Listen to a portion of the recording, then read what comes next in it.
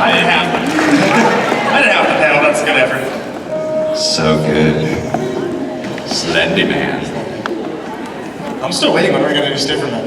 You want to do Stiffer Man? This is Yeah, really the wrong panel for that.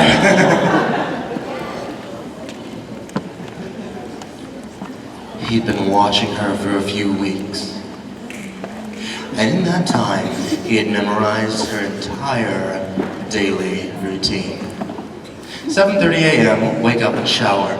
8 a.m., drive to Starbucks and order a tall latte, double shot. 8:30 a.m., drive at the office, make small talk in the break room for approximately 10 minutes. 11:45 a.m., lunch. Usually a salad at her desk, Cobb or Caesar, and so on. It hadn't been hard. He noticed almost immediately that she was a slave to her ways, the type of person who typically didn't deviate from a schedule, but that was fine by him. Her predictable habits had made planning her murder practically effortless. He checked the time on his watch as he pulled the stolen sedan up in front of her townhouse that night. 10:35 p.m. That meant that she had just finished watching television for the evening, probably one of those crappy reality shows she DVRs, he thought to himself. If he had to venture a guess, she was most likely brushing her teeth at that very moment. Soon she'd be in the shower, and after that, it was bedtime. Except, he managed to smile. Except, she wasn't going to make it to bedtime. Just a few more minutes, and all of his careful planning would finally come to fruition. He told himself that she deserved what she was about to get. All of his victims did. Sure, none of the women he stalked and murdered had ever done anything to cross him directly, but that didn't matter. She would notice him soon enough. He was about to make certain of that. His watch now showed 10:47 p.m. She'd be in the shower by now. 10:45 to 11:02. Those were the golden minutes, his window of opportunity. He had decided that the best time to break into her place was while she was busy washing. He popped the car's driver's side door open and headed around to the back of the house. It had rained fairly early, and that day, the air was unusually fresh. He swore that he could smell the ocean even though it was 5 miles away. Part of him wished the weather hadn't cleared up. There was something peaceful about the sounds of heavy rainfall to him, as if it drowned out the ear-splitting roar of existence and brought a few brief hours of harmony to the world. The lot in the back of the townhouse was so small, he felt like he could stretch out his arms and touch the fences lining each side of it. There was a fake rock sitting underneath the yard's one rose bush. It stuck out like a sore thumb. Inside was a key to the back door. He knew it would be there because he watched her use it before. But even if he hadn't, he surmised it wouldn't have taken him too long to locate the obstructive thing. Idiot, he whispered to himself. You think someone couldn't tell this rock was fake? He bent over and removed the key from the faux rock's tiny compartment, and slowly, quietly, he unlocked the back door and stepped inside. He was in the kitchen now. The shower was running. He could hear it as soon as he had entered the townhouse. So far, everything had gone just as he expected. But this wasn't a surprise to him. After all, he had been preparing weeks for this night. He always planned his kills meticulously. The last place he wanted to go was prison. Most serial killers were in for the fame. They left clues and calling cards so that they could be read about in the paper. They wanted to be talked about by the talking heads, to argue about them on TV. And when they got caught, they wanted to be celebrities. Not him, though. He was only concerned with maiming and torturing as many victims as possible. Getting arrested would ruin all the fun, and he'd barely just begun to play. The woman in the shower would be the 9th casualty of his twisted game, but in his head, he knew there were more that needed to die. So many more. Half the human race, if need be. He slinked through the kitchen and into the living room, its shag carpet squished underneath the wet rubber soles of his shoes. He was moving through the shadowy house like a phantom. Darkness was his domain, and he was the monster hiding in it. The sound of the shower was louder now. It was coming from the second level. He stopped at the base of the staircase and peered up. A yellow light was seeping out from beneath the door of the upstairs bathroom. The famous scene from Psycho bled into his mind. He supposed jumping her in the shower was a little cliche, but at least he wasn't going at it with a knife. No. He preferred to choke the life out of his victims. Felt more personal that way. He crept up the stairs as silently as possible. Killing was the only time he ever truly felt good about himself. He was beginning to get excited, giddy even, but as soon as he reached the bathroom door, a sudden twinge of panic shot through his body. The door. What if she had locked it? He had simply assumed the door would be unlocked due to the fact that she lived alone, but that didn't make it a sure thing. If she heard him trying to fiddle with the doorknob, she might scream. All of the townhouses in that neighborhood were packed.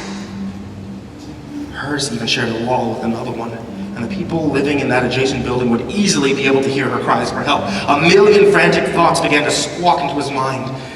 Even if no one called the cops, people would be looking out their windows to see who came out of the house, maybe even snapping pictures on their camera phones. What if they got a clear shot of him? The police would catch him for sure once her body was discovered, and then his playtime would be over. How could he have been so careless?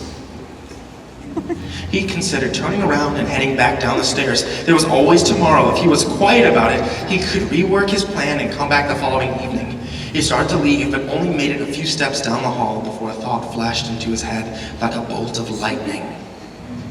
He stopped in his tracks and began to think about something that happened at the supermarket just 2 days prior. There was a man. He was tall and muscular with a white smile and perfectly manicured beard. The woman he'd been stalking, the one that was currently in the shower, was flirting with this handsome stranger. He had watched with disdain as the two traded phone numbers and went on their way. Their exchange had only taken a couple of minutes, but even in that short amount of time, she'd given the man at the market more attention than he had received in weeks. No, he decided to himself. She was probably in there thinking about him this very moment. He spun around and stared. He started walking up towards the bathroom. She doesn't get to finish that fantasy. He wrapped his fingers around the doorknob. The metal felt like ice against his skin. The sensation of his heart beating wildly in his chest was tremendous, apparent to him. He took a deep inhale. If the knob didn't turn, he would break the door down. With a little bit of luck, he could crash into the bathroom and grab her around the throat before she could let out a shout. He twisted his wrist a half inch to the left, and the knob spun with it. Success. A triumphant sigh emerged from his mouth. All of his worrying had been for nothing. The door was unlocked. He cursed himself for his stupid mistake and then turned the doorknob the rest of the way and slinked inside. The shower sounded so loud, like snow on an old analog television when the speaker's volume was turned all the way up. The air was so thick inside the steamy bathroom that he could practically chew it. Cautiously he stepped, taking care not to slip on the floor's tiles that become slick and wet with condensation. He moved slowly but with a purpose, concentrating only on the target. The shower's opaque beige curtain had a pink flowering design stitched into it. The sight of it offended him. He considered it tasteless garbage, but he didn't let it distract him from his purpose. His focus was keener than ever. Closer, he stalked, and now he was standing directly in front of it. He extended his hand out toward the shower curtain, but felt himself recoil before touching it. Something was off. The shower was running like the rainfall earlier that day. It dominated his ears, but this time he didn't find it comforting. He had come to a realization that made his stomach drop. Aside from the sound of the all-too-steady stream spraying from the shower head, there was no other noises coming from the other side of the curtain. No singing. No splashing, no sound of water occasionally sloshing around the bottom of the tub. No nothing. It was as if he was alone in the bathroom. But then why was the shower running? He glanced at his watch. It read 10:58. She had to be in there. In 3 weeks, she hadn't finished a shower before 11:02. Had he missed her? The shower's roar seemed almost maddening now. He stood in front of it listening, waiting to hear something, anything, emerge from the other side of the curtain, but nothing ever did. With a shaky hand, he reached for the hanging fabric, gripped it firmly, and then quickly, sudden motion, he jerked it back. The woman was indeed in the shower. Her eyes wide and gleaming, they sparkled in terror. Her panicked face looked as if she was ready to scream, except he knew it wouldn't come. How could it? She was already dead. A bloody heap at the bottom of the tub. Someone else had gotten to her before him, and by the look of it, they didn't seem to mind movie cliches. Her killer had mangled her with a knife. Each of her toes and fingers had been sliced clean off, and her legs and stomach were riddled with deep cuts and gashes. For a moment, he wondered if she was still alive while her assailant had been whittling away at her flesh. He looked away, trying to divert his eyes, and that's when he saw the pink, gelatinous lump laying next to the drain. He stared curiously at it. To him, it looked like a blood-soaked jellyfish. It wasn't until he glanced back at the woman that he realized her murderer had carved out her heart and left it in the tub for him like some sort of grotesque Easter egg. He could feel his breath becoming frenzied and shallow. He hadn't planned for this. He hadn't taken almost everything into account, but he hadn't planned for this. Fright's razor-sharp talons sunk themselves into his chest. He turned to leave, but stopped abruptly in his tracks when he saw the mirror. There was a message written on it, a string of crimson letters smeared across the glass surface. He had been so focused on the shower earlier that he hadn't even noticed it. He read the words. It was short and brief, but it sent a horrible feeling of dread through his entire being because, and this was something he was sure of, the message was written for him. Right on time. The humidity of the bathroom was making him woozy. It was an odd sensation. The steamy heat coming off the shower in combination with his dizzy head made everything feel unreal, almost as if he was experiencing a bizarre fever dream. He opened the door and a wave of cool air crashed against his face. With it came a heavy dose of reality. It hadn't been an accident that the woman that he'd been following was murdered the very same night that he decided to make his move. No, the killer had sent him a message. The entire time he had been stalking her, someone had been stalking him. While he had been planning her death, someone had been planning his.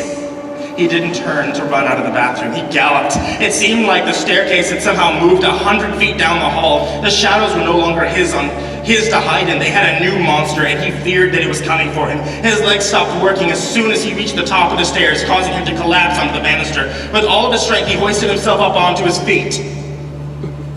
What had happened? A couple of seconds later, a searing pain in the back answered that question. He reached behind and felt something sticking out of it, a cold, metallic cyst that had suddenly sprouted from his spine.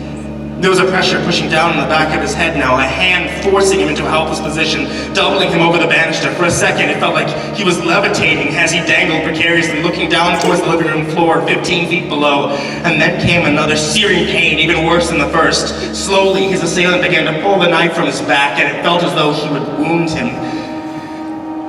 How big was that blade? How deep it had been buried? It seemed like it took forever to remove, and once it was finally out, he could feel the hallway's cool, drafty air against, adding insult to injury as it licked at the gaping gash in his back. He tried to get back to his feet, but before he could, someone snagged hold of his ankles, and in an instant, he was toppling over the handrail. The living room spun around him as he fell to the floor. He landed on his shoulder with a thud and let out a groan. There was no doubt in his mind that it was dislocated. He gazed up and saw the figure of a man crawling down the stairs on all fours like an animal. And he wondered for the second time if he was dreaming. The only thing he could make out was his pursuer's bushy hair, blacker than the midnight sky and as wild as a savage. Desperate questions streamed through his head, all of which he had no answer for. He watched silently as the man or animal or thing that had attacked him reached the bottom step and stood up on 2 feet, uncurling its spine like a cobra dancing for a snake charmer. The shaggy head of dark matted hair turned in his direction, and now he could see a face. A human face. Or at least one that used to belong to a human.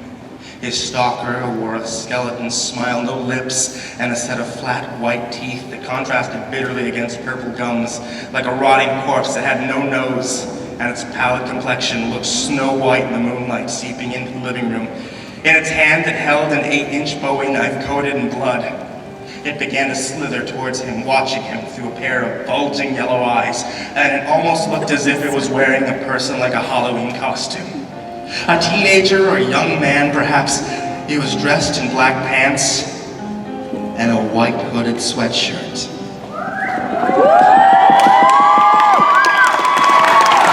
Tie-dyed in blood of the woman in the bathroom. He tried to get up, but it put a foot on his chest and pinned him to the ground, then crouched on top of him and placed the point of the blade up against his abdomen. He barely felt it penetrate his stomach, but as the blade turned inside him, a blazing hot sensation swelled throughout his core. He stared back into the ugly thing's unblinking eyes as his vision started to fade to black. The last thing he heard was its horrible, croaky voice, just as awful and repulsive as its face. Go to sleep.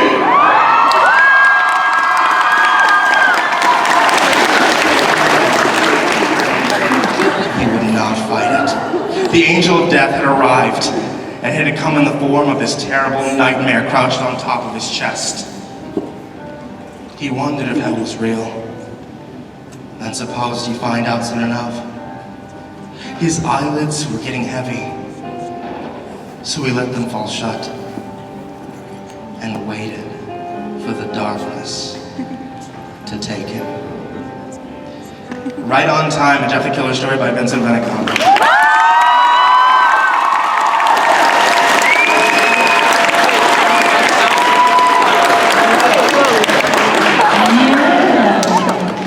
That's us, everybody. Thank you so much for coming out to the MrCreepyPasta panel. Like every year, it's an honor for all of us. Before you leave, real quick, I got something I need y'all to do. We're gonna have a mosh pit. Yes. Before y'all leave, I'm gonna record a video of y'all saying, "We love you, creeps." Because he is losing his mind right now. He's so confused. He's like, I have over 200 notifications. So on the count of 3, give a big "We love you, creeps" to the camera. 1, 2, 3.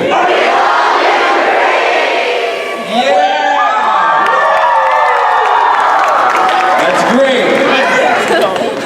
Thank you so much, ladies and gentlemen. Thank you so much. Once again, I'm Creepypasta Jr. This is Miss Shadow Lovely and the illustrious Mr. Creepypasta. We do have tables in the Artist Alley, so stop by tomorrow to get prints or t-shirts or whatever we have there. And enjoy the rest of San Japan!